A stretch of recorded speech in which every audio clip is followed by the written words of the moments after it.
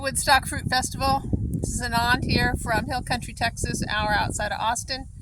Well, it's not the time of year to be planting trees, actually, right now. Going into winter might be different for Florida, but not here in Texas, probably closer to February before I plant more trees. But I love fruit trees. I have this beautiful piece of land which I plan on creating orchards and orchards of fruit trees and like a public fruit festival kind of garden. These are some of the first trees I planted. I took a class from Robert Morris in Las Vegas, Master Gardener, and he talked about putting more than one tree in a hole in order to ensure success, long-term success. For in case you lose one of the trees, you still have two mature trees in that same spot. So I've done this throughout my growing career, and I'm doing that here, and it's actually working out quite well.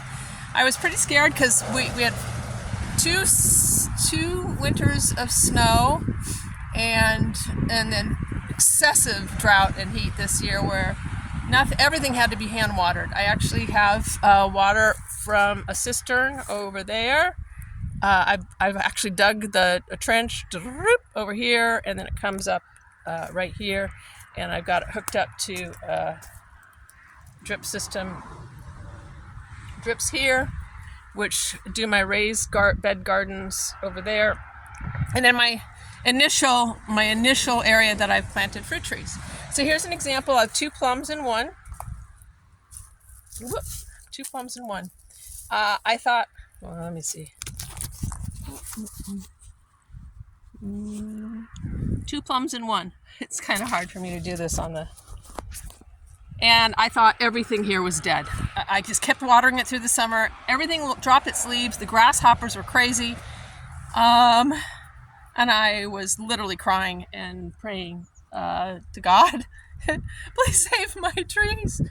I went through 2 deaths and a divorce this year. And the thing that really upset me the most was losing my fruit trees. Kind of not kidding. So I had 2 plums in one hole there, and then I've got 3 nectarines in one. I have two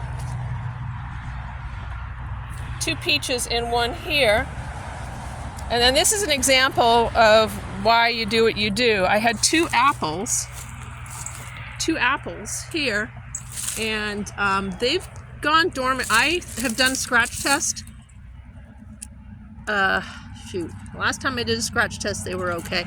I've done a scratch test, and I think they're still alive. If not, I'll have to replace them. But that's an example of where if I had lost one, there would be another one, a backup there. Oh, and then the thing is, you prune them as one tree so that the bole is in the middle. You can kind of see here how the bole's in the middle. And so you prune it as one tree. About my planting process, I'm a little obsessive about giving my fruit trees a really good head start. Let's see, a square hole. That I learned from the California Rare Fruit Growers Symposium in Pasadena, Arcadia, years ago, about doing a square hole in case you do have some clay or hard pan soil so that the roots don't go around and become root bound. They hit like a point, that's more like this as opposed to this. And so the roots will want to push out through that point as opposed to curve around a hole. So everything's square holes. My amendments generally are compost,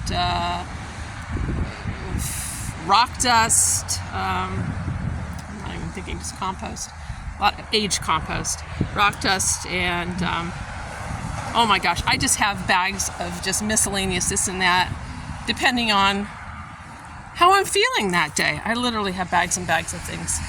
I could always, so actually, I'm going to walk over here so you can see the raised beds that I've built. And everything is just about to get seeded for the fall. I had a bed of chicory and dandelion greens all around my fountain here, and they were all pulled up, and now that it's cooling off, they're coming back. I actually had, this was a gift when I lived in Las Vegas. This little goji berry tree was gifted to me from my friend John Kohler. And when I left Las Vegas and I sold my house there to move to Texas, I dug that thing up and I brought it with me. I said, I'm bringing my goji berry, and I'm so thrilled. Again, that was another thing that through the summertime, it was gone. Well, I mean, gojis, I know gojis, they do drop their leaves when they're stressed or when there's heat. And so this thing looked like it was dead, but I'm like, I know you're not dead.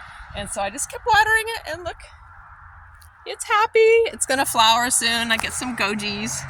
I guess that's about it. So I'd love to come to the fruit festival. It's totally out of my budget. I'm a van camper, so I don't need a hotel or anything. And I can definitely get myself there. And I have some friends in Florida. But the cost of the festival is just way out of my price range. So if you see fit to pay it forward to a future fruit forest in Texas, I would appreciate it. And oh, actually, since I'm coming over here, this is the other area where I planted things out. And I've got peaches here. 1, 2, 3, 4, 5, 6 peaches. They've all gone dormant with the terrible heat that we had. That's my labyrinth that needs weeding. I'm sorry, I have 8 peaches, 2 more here. And then I've got 3 figs in one hole here. And I lost one of the figs. So had I just planted that 1 fig in that hole, I would have nothing here. But because I've got 2 figs in a hole, I have 2 figs that I know can tolerate my climate, tolerate the snow, tolerate the heat, tolerate the drought, and yay figs! So the plan is to have a lovely, wonderful shady tree here. So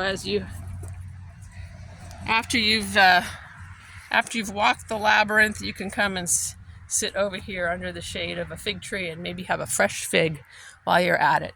All right, that's it. Thank you, Texas. Thank you from Texas to friends in Florida. Happy fruiting.